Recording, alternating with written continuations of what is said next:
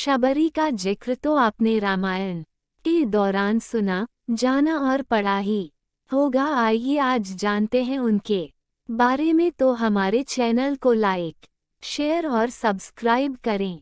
शबरी श्री राम की परम भक्त थीं, जिन्होंने राम को अपने झूठे बेर खिलाए थे। शबरी का असली नाम श्रमना था। वह भील समुदाय के शबर जाति से संबंध रखती थी। इसी कारण कालांतर में उनका नाम शबरी पड़ा। उनके पिता भीलों के मुखिया थे।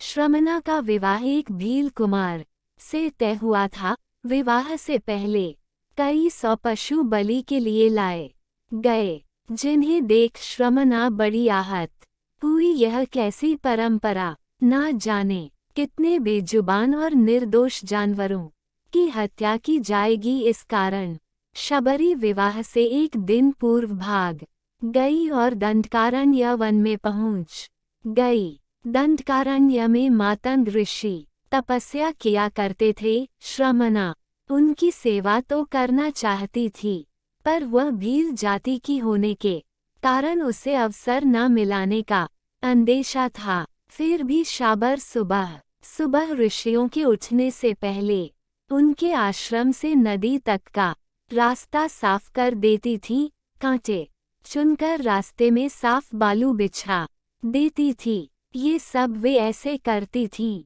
कि किसी को इसका पता नहीं चलता था। एक दिन ऋषि श्रेष्ठ को शबरी देख गई और उनके सेवा से अति प्रसन्न हो गए और उन्होंने शबरी को अपने आश्रम में शरण दे दी। जब मतंग का अंत समय आया तो उन्होंने शबरी से कहा कि वे अपने आश्रम में ही भगवान राम की प्रतीक्षा करें। वे उनसे मिलने जरूर आएंगे। मतंग ऋषि की मौत के बाद शबरी का समय भगवान राम की प्रतीक्षा में बीतने लगा। वह अपना आश्रम एकदम साफ रखती थी। रोज राम के लिए मीठे बेर तोड़कर लाती थी।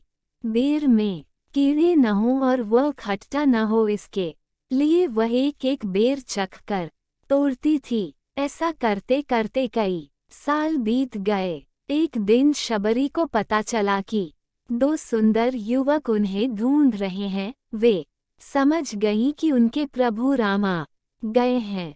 उस समय तक वह वृद्ध हो चली थी, लेकिन राम के आने की खबर सुनते ही उसमें चुस्ती आ गई और वह भागती हुई अपने राम के पास पहुंची और उन्हें घर लेकर आई और उनके पांव धोकर बैठाया। अपने तोड़े हुए मीठे बेर राम को दिए। राम ने बड़े प्रेम से वे बेर खाए और लक्ष्मण को भी खाने को कहा।